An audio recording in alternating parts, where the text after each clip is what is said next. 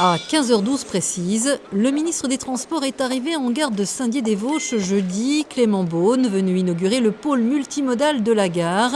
Cet équipement, dont les travaux s'achèvent, regroupera de nombreux modes de transport. C'est un point de convergence des moyens de mobilité. Vous allez pouvoir venir en covoiturage, vous allez voir les bus interurbains, urbains, vous allez avoir les taxis, vous allez avoir, les vélos.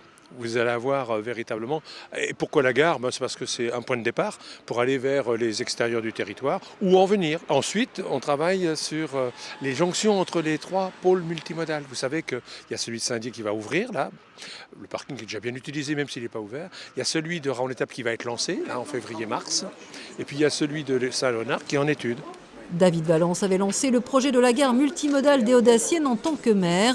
Aujourd'hui député, il s'est vu confier la présidence du Conseil d'orientation des infrastructures. Et il vient juste de remettre un rapport à la Première ministre plaidant pour un effort financier en faveur du train.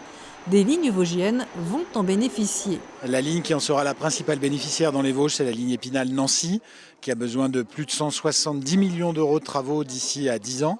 Et puis la ligne Saint-Dié-Nancy aussi en particulier, puisqu'il y a une vingtaine de millions d'euros à dépenser pour remettre la ligne à niveau, surtout entre Saint-Dié-des-Vosges et Raon-l'Étape. Le budget annuel qui est consacré à la régénération et à la modernisation du fer sera augmenté d'1 milliard pour la régénération et de 500 millions d'euros pour la modernisation dès la fin de ce quinquennat. C'est très exactement ce que demandait le Conseil d'orientation des infrastructures dans son rapport. Un rapport du Conseil d'orientation qui a donc trouvé un écho auprès de la chef du gouvernement le 24 février dernier avec l'annonce d'un plan de soutien pour le rail en France de 100 milliards d'euros qui va s'étaler jusqu'en 2040. Le ministre des Transports s'en est fait ce jour le porte-parole. L'annonce de la Première ministre, c'est qu'on va augmenter de 50% d'ici 2027, donc c'est rapide, les crédits qui sont consacrés au réseau ferroviaire. Et puis il y a beaucoup d'autres projets sur ce qu'on appelle les RER métropolitains, etc. Mais Saint-Dié est un exemple qui a été beaucoup défendu par David Valence et par beaucoup d'élus ici, de petites lignes courouvertes. Saint-Dié-Épinal est très emblématique à cet égard, d'un investissement qu'on porte maintenant pour l'avenir dans le réseau et d'un train au quotidien qu'on essaye de faire plus attractif, plus confortable et plus à l'heure.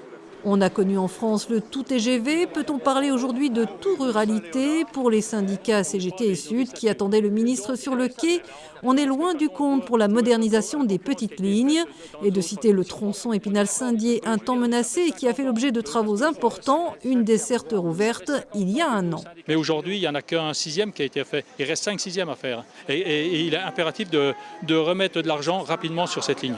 Les syndicats qui ont également interpellé le ministre sur l'ouverture du rail à la concurrence. Et contre l'ouverture à la concurrence, quand on voit ce qui se passe dans les autres domaines comme l'énergie et autres.